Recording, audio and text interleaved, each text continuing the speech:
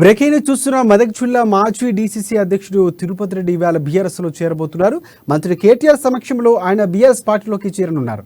మైనంపల్లి కాంగ్రెస్ లో చేరటాన్ని వ్యతిరేకిస్తున్న తిరుపతి రెడ్డి కాంగ్రెస్ పార్టీకి రాజీనామా చేశారు.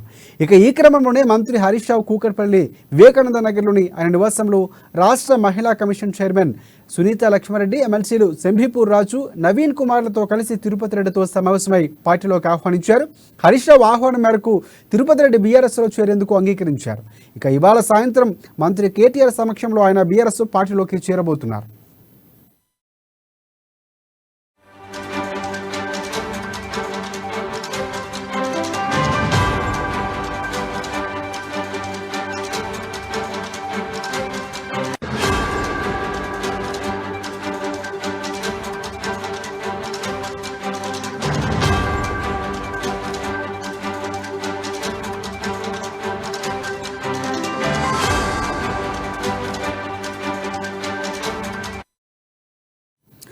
బ్రేకింగ్ చూస్తున్న మెదక్ జిల్లా మాజీ డీసీసీ అధ్యక్షుడు తిరుపతి రెడ్డి ఇవాళ బీఆర్ఎస్ పార్టీలోకి చేరనున్నారు.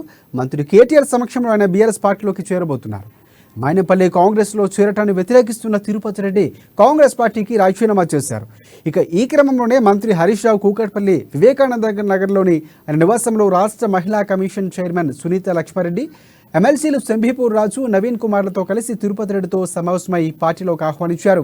ఇక హరీష్ రావు ఆహ్వానం మేరకు తిరుపతి రెడ్డి బీఆర్ఎస్లో చేరేందుకు అంగీకరించారు. ఇవాళ సాయంత్రం మంత్రి కేటీఆర్ సమక్షంలో ఆయన బీఆర్ఎస్ పార్టీలోకి చేరనున్నారు.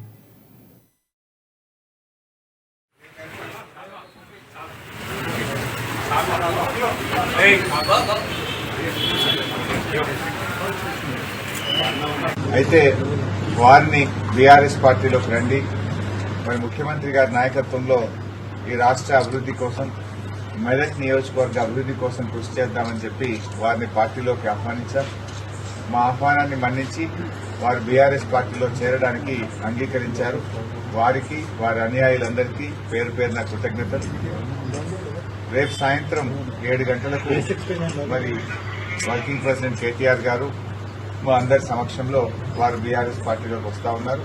వారితో పాటు మెదక్ నియోజకవర్గం నుంచి చాలా మంది సీనియర్ కాంగ్రెస్ పార్టీ నాయకులు, ప్రజాప్రతినిధులు అందరూ కూడా రేపు బీఆర్ఎస్ పార్టీలోకి చేరబోతా ఉన్నారు.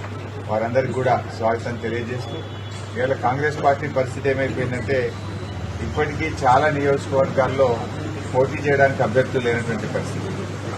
ఇవాళ చాలా చోట్ల కూడా ఇంతకాలం పార్టీ కోసం పనిచేయించుకొని చివరి నిమిషంలో డబ్బులున్నటువంటి వాళ్లకు ఇవాళ టికెట్లు ఇచ్చే కార్యక్రమానికి వాళ్ళు దిగిపోయి పార్టీ కోసం కష్టపడ్డటువంటి కార్యకర్తలకు మరి అన్యాయం చేస్తున్నటువంటి పరిస్థితి. ఇవాళ నిజంగా